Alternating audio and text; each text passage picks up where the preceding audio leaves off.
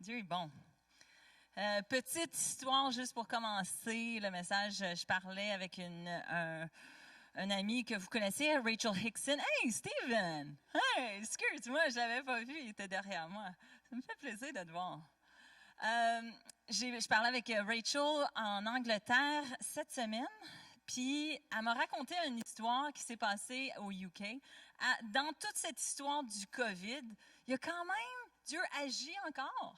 Et elle m'a dit comment il y a un certain homme a perdu son emploi, tout allait mal dans son couple et tout. Et il s'est assis sur le bord du chemin, sur un trottoir, et il a dit à haute voix, « Hey Siri, qu'est-ce que je fais pour être sauvé? Tout va mal dans ma vie. » Et il a parlé à son cellulaire, et son cellulaire a dit, « Here's what I found. » Et il l'a amené sur un site avec le numéro de téléphone de Billy Graham. Le gars, il a appelé. La dame, elle a dit, « Mais qu'est-ce que je peux faire pour toi? » Il y avait un hotline pour prière. Il a dit, « Ben, j'ai dit à Siri que j'avais besoin d'être sauvé parce que tout va mal, j'ai pas d'emploi, j'ai pas de... » Et elle a dit, « Ben, est-ce que tu aimerais donner ta vie à Jésus? » Et il a dit, « Oui. » Il a fait la prière de repentance, il pleurait. Vraiment, fait que, vous voyez, même Siri fait de l'évangélisation. Et voilà. Bon, est-ce qu'on peut juste pencher nos têtes et prier ensemble?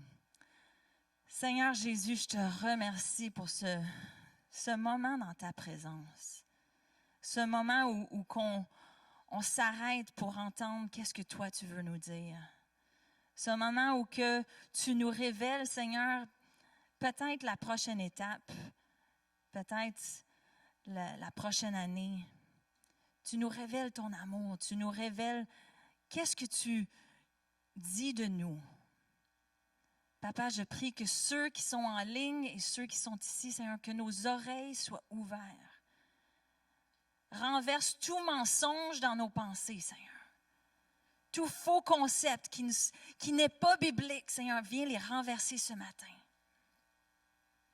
Viens touche nos cœurs.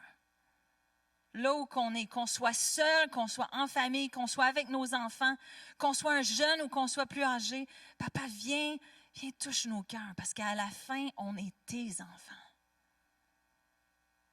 Tu es sa petite fille, tu es son petit garçon, et il t'aime. Amen. Amen.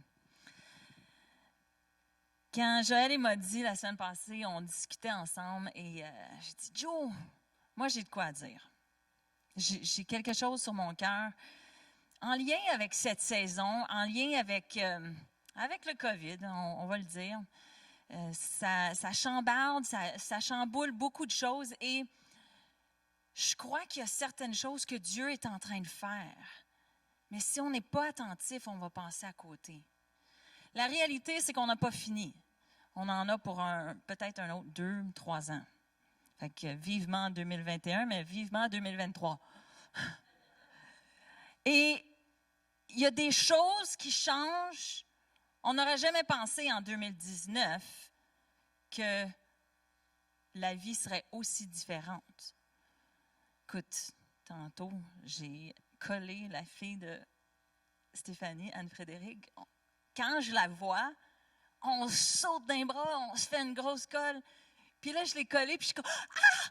J'ai pas le droit! » La vie a changé. On porte nos masques partout qu'on va. On s'est fait dire, encore, je m'excuse, Rachel, elle nous a dit ceci. Puis Rachel, c'est une fan de statistiques, mais au UK, 1 personne sur 200 000 est affectée par le COVID. 1 sur 200 000. Mais 1 personne sur 22 est affectée par l'économie causée par le COVID. Notre vie a changé. Et le Seigneur a commencé à brasser en moi cette pensée qu'on a besoin d'une foi qui va nous propulser vers l'avant. On a besoin de se rappeler. On a la foi, quand on donne notre vie à Jésus, ça prend la foi. Mais dans aujourd'hui et dans le demain, ça prend un autre type de foi que si on ne l'a pas, on va passer à côté de cette opportunité que cette saison nous amène à se rapprocher de Dieu. Je veux juste vous raconter l'histoire de Élie. Alors, je vais vous inviter à tourner, pour ceux qui ont leur Bible, à tourner avec moi dans 1er Roi. Élie, c'était le personnage biblique préféré de mon fils quand il était jeune. Me semblait que c'était le cas, puis j'y ai demandé dernièrement. J'ai dit, « Hey Jeff, c'était-tu vrai? » Puis il m'a dit, oui, c'était son personnage. Je ne sais pas si ça l'est encore, mais... Ça l'est-tu encore? Quand même dans les top 5? Ouais, top 50. C'est un homme de la parole aujourd'hui. Mais Élie a vécu une saison semblable à la nôtre. Et si vous tournez avec moi en 1er Roi 17, à partir du verset 1, maintenant, il y a des versets que je vais lire parce que je veux que vous l'entendiez. Il y a d'autres versets, je vais vous le raconter si vous êtes d'accord. Alors, verset 1, ça dit ceci. Élie le Tishbite, l'un des habitants de Galaad, dit à Akab, qui était le roi, « L'Éternel, le Dieu d'Israël, dont je suis le serviteur, est vivant. Il n'y aura ces années-ci pas de rosée ni de pluie, sauf sur ma parole. » Élie connaissait l'autorité de sa parole. Puis la parole de l'Éternel fut adressée à Élie et dit, « Pends d'ici en direction de l'est et cache-toi près du torrent de Kérit qui se trouve en face du Jourdain. Tu boiras de l'eau du torrent et c'est au corbeau que j'ai ordonné à te nourrir. » Élie partit et se conforma à la parole de l'Éternel. Il alla s'installer près du torrent de Kérit qui se trouvait en face du Jourdain. Les corbeaux lui apportaient du pain et de la viande matin et soir et il buvait de l'eau du torrent. Mais au bout d'un certain temps, le torrent fut à sec, car il n'était pas tombé de pluie dans le pays. Je vais juste arrêter là. On a des fois cette idée, dans des temps de COVID, c'est drôle, hein? On n'a jamais vécu une pandémie. Et voilà, on est dedans. Dans des temps de famine, dans des temps de détresse, on se dit, hey, moi, je suis un enfant de Dieu, tu sais, ça ne m'affectera pas. Tu sais, Dieu est avec moi, Dieu est victorieux. On va déclarer les bienfaits de Dieu. Mais des fois, on vit la famine en même temps que les autres. Des fois, on vit la pandémie en tant que les autres. Et Élie, ici, c'est lui qui l'a dit quelque chose. Il avait la perspective de Dieu. Akab était un roi qui avait amené de l'idolâtrie, l'adoration des Baals. Et Dieu lui avait dit, ça ne marche pas. Alors, Élie savait ce que Dieu voulait renverser en Israël. Il savait à long terme ce que Dieu voulait faire. Et sa foi en Dieu était grande pour le long terme. Je le sais. Qui sait qu'est-ce que Dieu veut faire avec votre vie? Qui sait que Dieu a déclaré ça sur ma vie et voici, je sais, je vais me rendre là. C'est peut-être dans 1 an, c'est peut-être dans 5 ans, c'est peut-être dans 10 ans. Mais on a cette assurance que Dieu veut nous utiliser, veut faire quelque chose avec nous. Élie le savait. Il connaissait son Dieu. Mais maintenant, sur sa parole, il y a une famine qui vient sur le pays. Et ça l'affecte lui aussi. Puis il s'en va au torrent. Maintenant, moi, j'ai cette image. Tu sais, c'est un homme de Dieu, c'est le prophète, c'est le caractère biblique préféré à Jeff. Et j'ai cette idée, je ne sais pas si tout le monde a déjà vu l'histoire de Blanche-Neige. Tu sais, Blanche-Neige, c'est-tu Blanche-Neige? Des fois, je me trompe. Non, c'est pas la Belle au bois dormant. It's Snow White. Blanche-Neige, merci. Blanche-Neige. Ta, ta, ta, ta, ta, ta, les petits oiseaux qui chantent quand elle ouvre les portes, elle s'en va dans le bois, puis ils tiennent son manteau. Elle s'assit, il y a une nappe qui s'installe, 4 écureuils les tirent. 2 petits oiseaux, elle s'assit sur la couverte dans le bois, puis 2 petits oiseaux viennent, un tient la coupe, l'autre se verse dedans. Hein? Vous voyez l'image? Moi, j'imagine Élie dans ce contexte. Hey, je vais te nourrir. Les oiseaux vont te nourrir. Viens, cache-toi ici.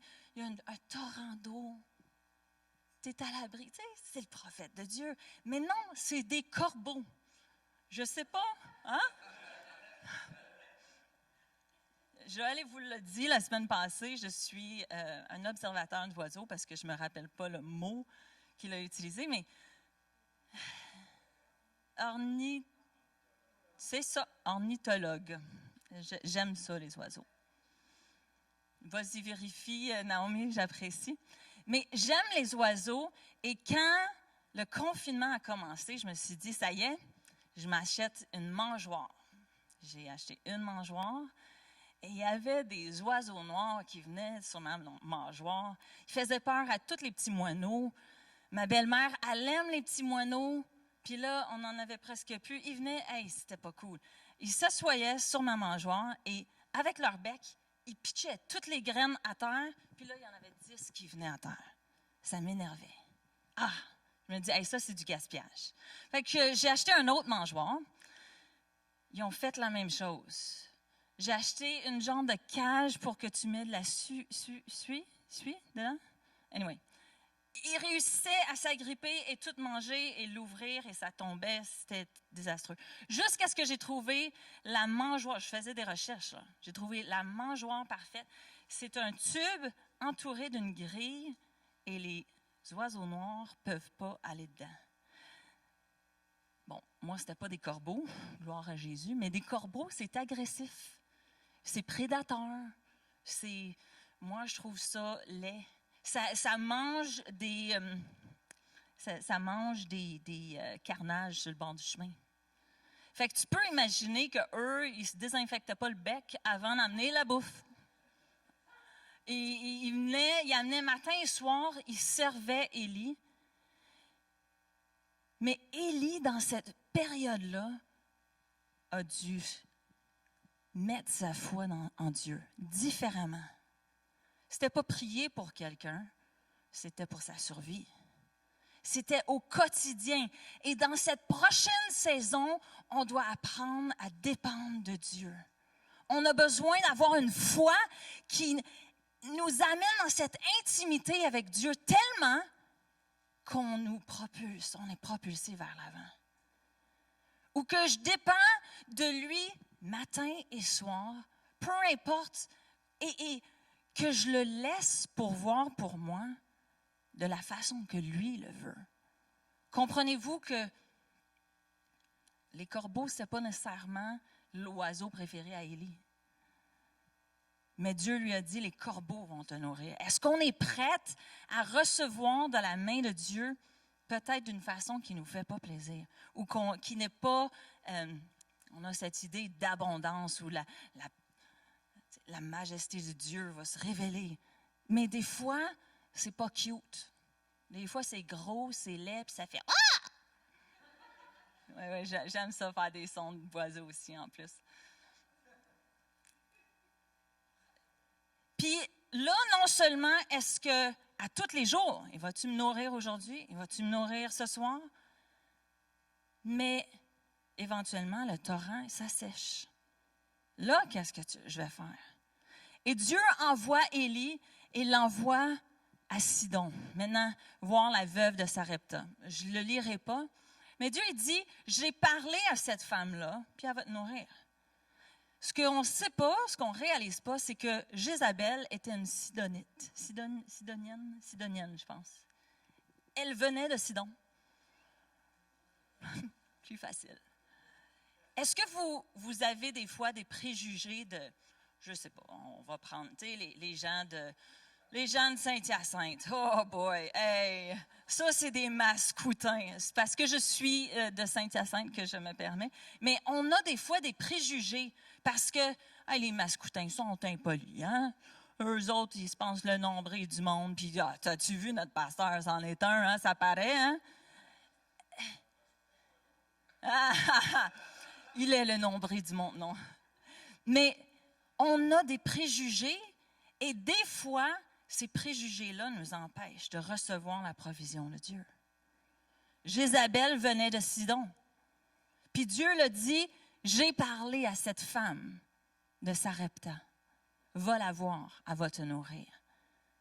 Élie aurait pu dire, hey Dieu, j'aurais bien mieux aimé aller chez Yvon et Sylvie sur le bord de leur piscine. Tu sais, c'est des amis au moins.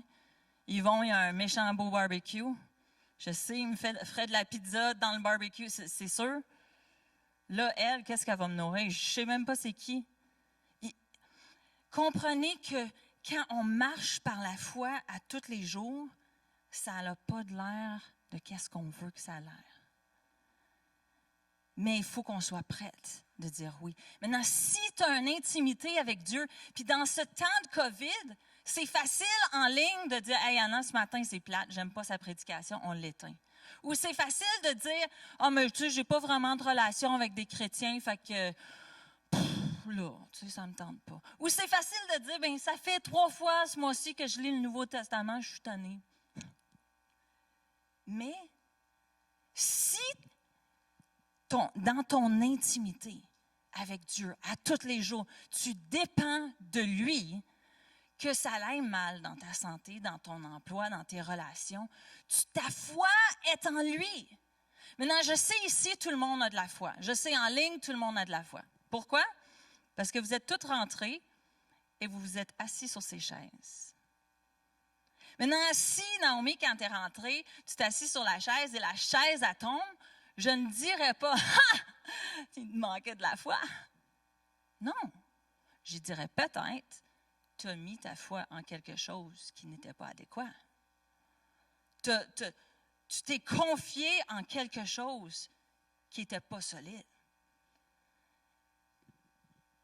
Fait que vous avez tous de la foi. Mais est-ce que vous le mettez dans la bonne chose?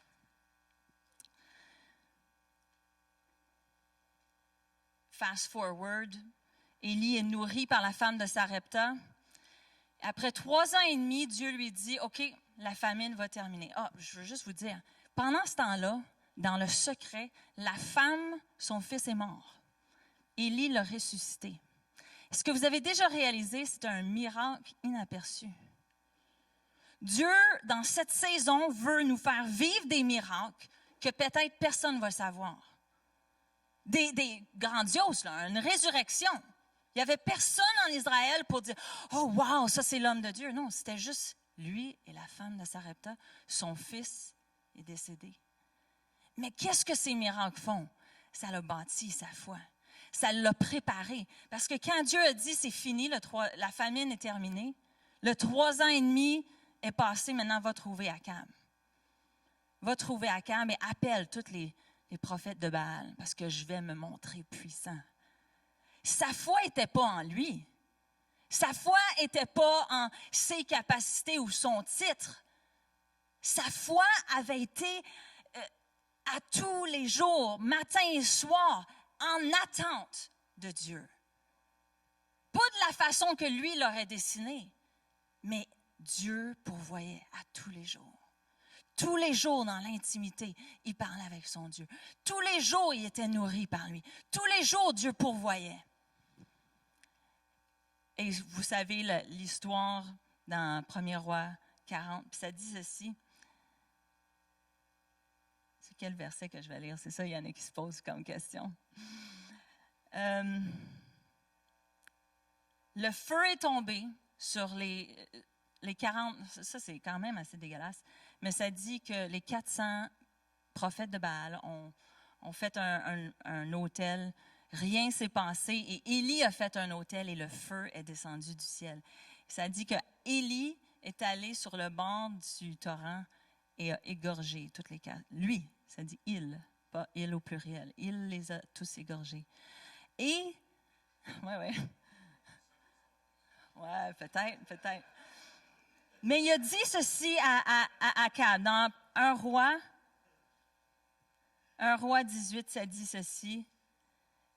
Verset 41, ça dit « Puis Élie dit à Akab, monte, manger et boire, car il y a un grondement annonciateur de pluie. » Et Akab monta manger et boire, et Élie monta au sommet du Carmel, et se pencha jusqu'à terre. Il mit son visage entre ses genoux.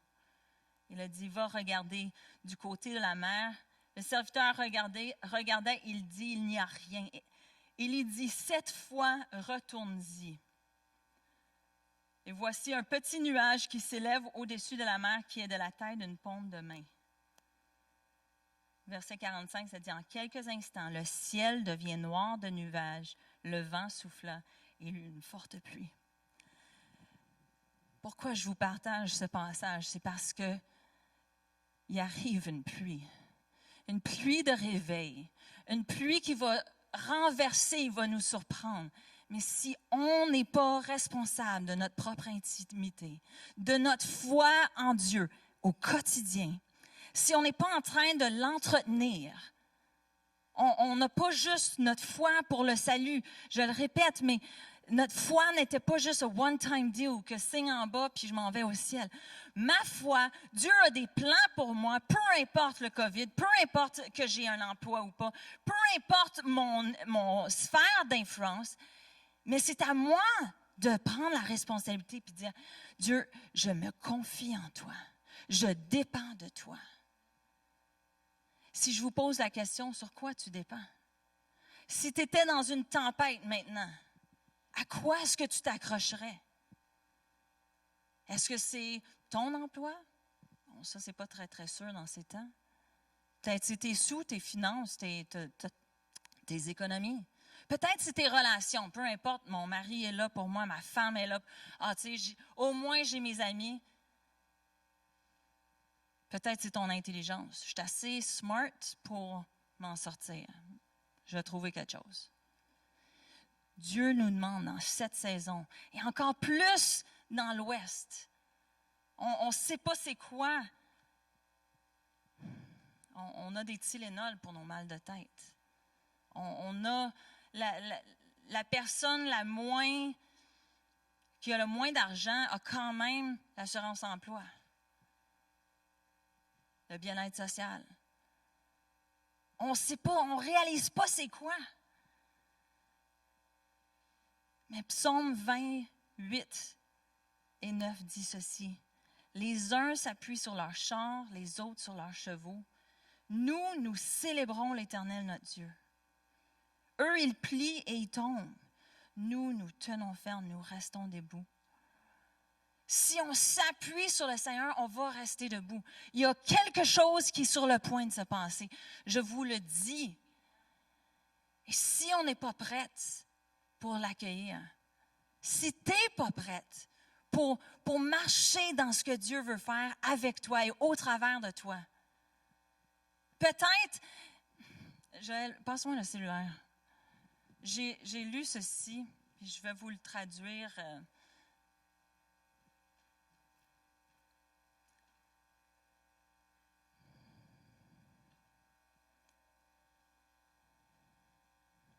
Je veux juste vous...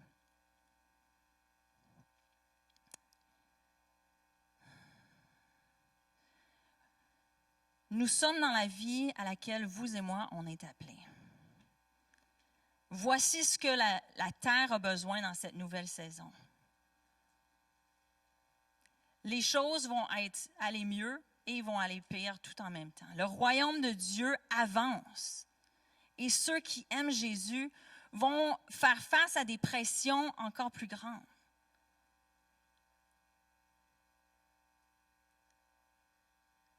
Mais voici le défi du Saint-Esprit aujourd'hui. Je vous appelle à l'attention. Je vous mets au défi, dans le nom de Jésus, de devenir des radicales de pureté, d'honnêteté, de justice. Examinez votre vie. Demandez au Saint-Esprit de vous convaincre de toute place que vous étirez la vérité, ou que vous faites des défaites, ou que vous jouez avec le péché et la tentation. Parce qu'on veut laisser la bonté de Dieu nous transformer dans chaque aspect de notre vie pour cette prochaine saison. Il va y avoir un ébranlement et nous devons être solides. Quand je lisais cet article, je me disais, on a besoin dans cette saison de comprendre c'est pour moi. C'est pour vous, c'est pour les jeunes gens, c'est pour cette génération. Une génération, c'est si tu es en vie dedans, tu es dans cette génération. Cette génération qui a besoin de Dieu. Puis dans le confinement, on se sent peut-être limité, puis on se sent peut-être au dépourvu. Mais je vous le dis, si vous vous accrochez, vous dépendez de Dieu, votre foi est grandissante. Et quand Dieu va dire, OK, maintenant, appelle le feu, appelle la pluie, vous allez voir le miraculeux se passer. Pourquoi? Parce que votre foi a grandi. Je vous raconte cette histoire et je termine avec ceci. Comme vous savez, parce que je le dis tout le temps, mais je conduis les autobus. Puis je conduis des autobus scolaires, mais ce n'est pas des étudiants que je conduis, c'est des travailleurs. Et quand Joël puis moi, on avait décidé qu'on prêchait, drôlement, cette semaine-là, un soir, bon, moi, c'est mon challenge à dire au Seigneur, laisse-moi apprendre quelque chose de eux à tous les jours. Et un soir, quand j'attendais, Lucie et Makweza, ils sont embarqués dans l'autobus. Et c'est des Congolais. Tout mon autobus, c'est des Congolais. Et là, j'avais du temps, il était tôt, fait que j'ai demandé à Makweza, j'ai dit, Makweza, pourquoi est-ce que tu es au Canada? Comment tu es venue ici? Raconte-moi ton histoire. Et je leur ai demandé la permission de vous le partager.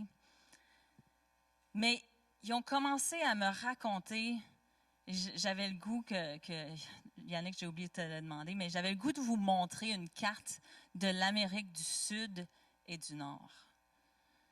Parce que Makweza est arrivée au Canada en 2017. Lucie est arrivée l'an dernier. Lucie, elle a 43 ans, Makweza, il a 48. Et ils ont commencé à me raconter comment leur contexte familial, leur femme, Lucie, son mari et ses 5 enfants sont au Congo.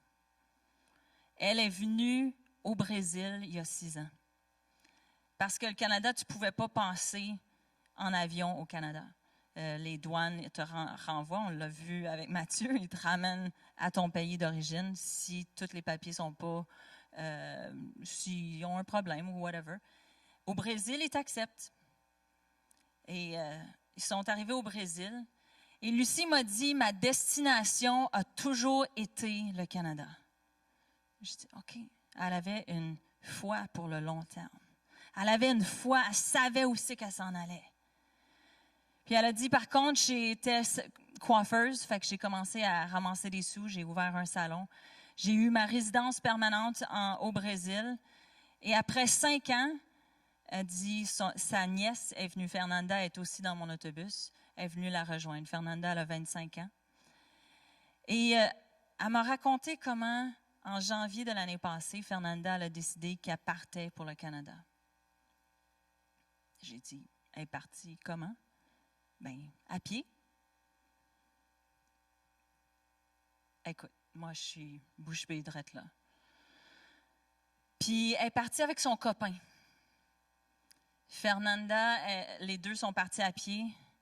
Après 10 jours, je ne sais pas pour quelle raison, mais son copain est décédé. Et elle l'a laissé sur le bord du chemin, son corps. Elle a continué. Lucie m'a dit que quand elle, au mois de mars, elle a décidé de partir parce que son salon s'est fait dévaliser, tous ses papiers se sont fait voler. Puis elle a dit, OK, il est temps que je parte. Ma destination a toujours été le Canada. Je m'en vais. Et à 41 ans, à ce moment-là, elle a pris toutes ces choses. Il fallait qu'elle soit capable de le transporter sur sa tête. Et elle est partie. Elle a marché jusqu'au Pérou. Elle a monté l'Équateur. Elle est passée par la Colombie, Costa Rica, Nicaragua, Honduras, Guatemala, traversé le Mexique. Des fois, elle trouvait un autobus où il y était plusieurs, ils embarquaient dedans. Et l'autobus était plein. Puis, en majorité, c'était à pied. Puis finalement, elle est arrivée à Dallas et de Dallas, elle est allée en autobus jusqu'à New York. Elle a pris un taxi jusqu'à la frontière de la Colle, le petit chemin de terre que nous, on sait dans nos nouvelles, et elle était au Canada. Mais elle m'a dit, Anna, tu ne comprends pas. J'ai dit, mais tu avais des sous? comment tu faisais pour survivre? Tu mangeais comment? Elle disait, on dépendait de Dieu. Ça, c'est ses mots, pas moi. À tous les jours. J'ai dit, OK, mais tu es avec qui? Elle dit, avec des étrangers. On marchait en groupe pour être protégés. Puis quand elle m'a dit que Fernanda, son copain, est mort, j'ai dit, mais voyons donc, ça n'a pas de bon sens. Tu sais, Steven, nous, c'est impensable. Joël, il tombe mort là. Je vais rester braillé à côté de lui 2 semaines au moins. Après, bon. Mais, j'ai pas dit 2 heures. Mais elle me disait, elle a vu un homme, sa femme enceinte est tombée morte et il l'a laissée. Parce que le groupe, il avance, puis ça, c'est ta protection. Makwisa m'a expliqué, lui est arrivé en 2017, mais son épouse est arrivée cette année. Elle a voyagé, elle a fait 12 pays pour se rendre, 7 mois. Puis il m'a dit, il y a des moments au travers de ces pays que j'ai nommés, parce que je suis allée les chercher, il m'a expliqué le parcours. Il y avait des moments qu'elle traversait une rivière, elle avait de l'eau jusqu'ici, tous ses biens sur sa tête. Ton mari n'est même pas là pour te donner un coup de main et te dire, tiens, je vais te prendre ton sac.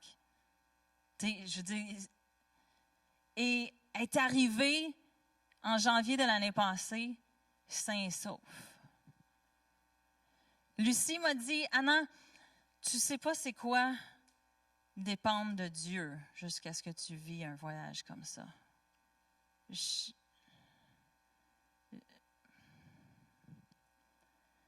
Puis là, je lui ai dit, bien Lucie, est-ce que vous vivez bien au Québec? Est-ce que vous êtes bien ici? Est-ce que vous avez tout ce que vous avez besoin? Elle a dit, on est rendu. Elle a dit, maintenant, tout ce que j'ai besoin, c'est mon mari et mes 5 enfants. Puis j'ai dit, mais vous êtes des héros de la foi. Comprenez-vous, ce n'est pas la plateforme que j'ai qui impressionne mon Dieu. Ce n'est pas les miracles que je fais, mais c'est mon obéissance et ma dépendance, ma foi en lui au quotidien.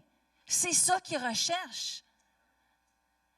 Peu importe si je suis dans le milieu des affaires, puis c'est envers un client, ou je suis dans le milieu du maquillage, puis c'est en lien avec les finances qui rentrent ou ne rentrent pas, ou je suis à la maison avec mes enfants parce que je n'ai pas d'emploi en ce moment. Est-ce que j'ai mis ma foi en lui? Est-ce que je dépends de lui dans mon sphère, là où que je suis? Je suis à la retraite, est-ce que je dépends de lui? J'ai une influence avec mes enfants, est-ce que je dépends de lui? J'ai besoin d'argent, est-ce que je dépends de lui ou j'ai d'autres choses à quoi je m'accroche? Puis je vous le dis, cette saison, Dieu nous appelle à être dépendants de lui. Il nous appelle à, pas que ça va être tout beau, tout joyeux, ça va être joyeux à cause qu'il est avec nous. Mais si les corbeaux me nourrissent, est-ce que je suis capable d'être reconnaissante, d'être dans la joie? Est-ce que ma foi est suffisante pour dire, ça c'est ma destination? Quand j'ai dit à Lucie, vous êtes des héros de la foi, elle m'a dit, Anna, si on est ici, ce n'est que par la grâce de Dieu. J'ai compris, mes amis congolais, je leur demande à tous les jours, comment ça va? Est-ce que tu as eu une belle fin de semaine? Puis, par la grâce, ils me répètent ça, par la grâce de Dieu. Ils sont encore dépendants de Dieu. Ils savent quelque chose que nous ici, on n'a pas encore appris, mais qu'on doit apprendre. Je veux terminer. 2 Chroniques 16 dit ceci. En effet, l'Éternel parcourt toute la terre du regard pour soutenir ceux dont le cœur lui est attaché sans réserve. Dieu parcourt la terre pour voir comment est-ce que je peux pourvoir pour toi. Je veux prendre soin de mes enfants, mais est-ce qu'il s'attache à moi? Il s'attache à son argent. Il n'a pas besoin de moi. Ça dit, il parcourt toute la terre pour soutenir ceux dont le cœur lui est attaché. Est-ce que ton cœur lui est attaché? Une journée cette semaine, Nisha est rentrée dans l'autobus. Son cellulaire jouait ce chant. Et ça m'a collé toute la semaine. Mais c'était le chant car tu es le seul Seigneur. Et j'aimerais qu'on se lève, puis même à la maison, juste qu'on termine avec ce chant. C'est un vieux chant, peut-être que vous vous en... Mais je vous invite pas juste à vous lever, mais peut-être que vous voulez vous mettre à genoux. Le chant dit, car il est le seul Seigneur. Il est ressuscité, c'est le Seigneur. Tout genou fléchira, toute bouche confessera que Jésus est le Seigneur. Et c'est le temps qu'on se met dans cette position de dire aujourd'hui et demain le refaire. Et le lendemain, pour le quotidien, Seigneur a dit, donne-nous notre pain quotidien. Donne-nous aujourd'hui le pain quotidien. Mais Dieu veut pourvoir aujourd'hui, mais il y a une vision à long terme pour toi. Il y a un plan pour ta vie. Mais ça dépend de ta foi d'aujourd'hui. Je veux juste qu'on puisse le chanter de tout notre cœur. Puis juste dire, Seigneur, moi je m'attache à toi.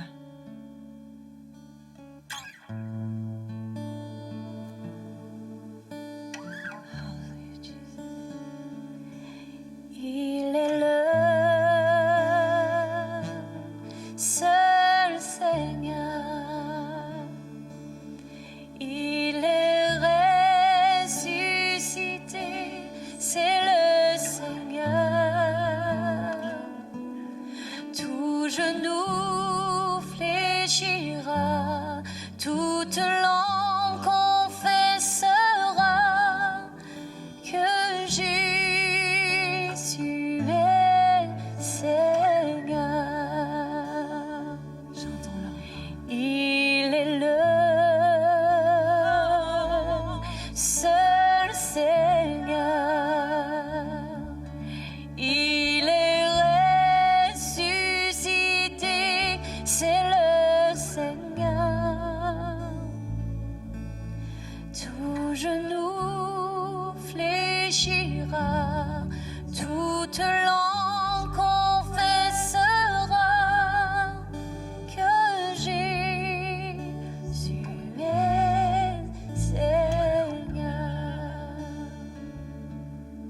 Seigneur Jésus, encore une fois, je veux mettre de côté toutes les autres choses auxquelles j'aurais pu m'accrocher. Je veux m'accrocher à toi. Je veux que ce soit ta main qui me guide au travers de la tempête. Je veux que ce soit ta main qui me guide dans les bons jours, mais surtout dans les mauvais. Je veux être dépendante complètement de toi. Papa Céleste, ce matin, j'appelle juste une fraîche révélation de qui tu es pour que notre foi, la foi de chaque personne, puisse s'accrocher à toi. Et comme Élie, Seigneur, qu'on puisse voir ta provision, ta protection dans notre vie, sur nos familles, sur nos enfants, sur nos emplois, sur notre nourriture au quotidien, mais on veut voir et on veut être dépendant de toi. On veut être dépendant de toi.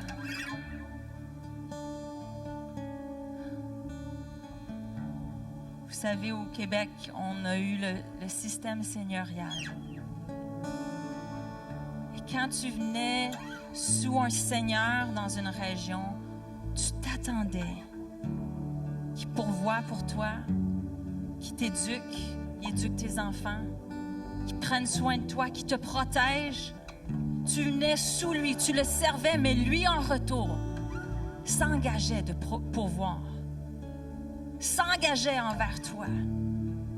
On va le rechanter, mais je veux que vous compreniez. Nous, on sert notre Seigneur. Et on le déclare, Seigneur, dans notre vie. Pas juste parce que je le sers, mais parce que lui s'engage aussi. Est-ce qu'on peut recommencer? Juste dire, Seigneur, tu es Seigneur de ma vie.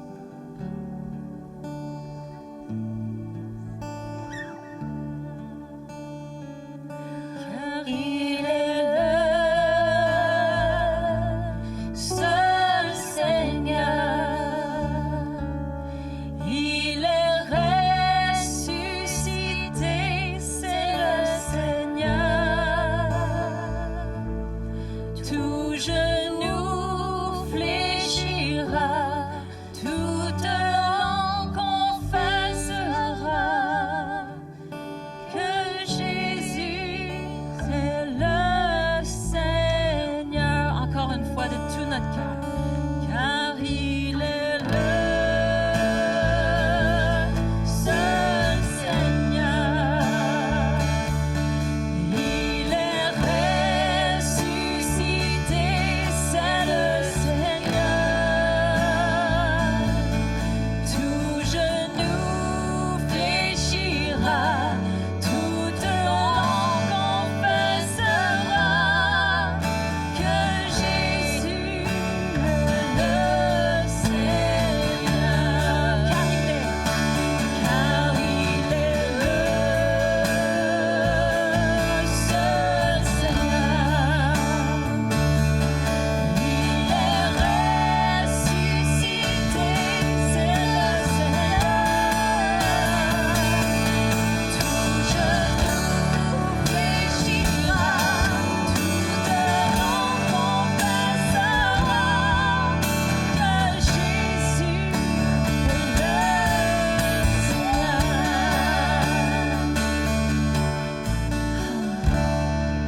Seigneur, merci. Tu es Seigneur de ma vie. Tu es Seigneur de cette Église. Tu es Seigneur de cette province. Et on se soumet à toi. On se soumet à toi. Et on anticipe de voir ta provision, ta protection et le miraculeux dans notre vie. Dans le nom de Jésus. Amen. Amen. Je veux juste vous encourager cette semaine de dépendre de lui. Matin et soir, dépendez de lui. Accrochez-vous à lui cette semaine. Et quand vous êtes nourris par des corbeaux, puis c'est pas cute, puis c'est gossant, rappelez-vous, le miracle s'en vient. Le feu s'en vient. La pluie s'en vient. Je sais, c'est tout dans la même histoire, mais c'est là. Rappelez-vous, ça s'en vient et Dieu est en train de vous bâtir. Dieu est en train de vous préparer for the best. Amen? Alors,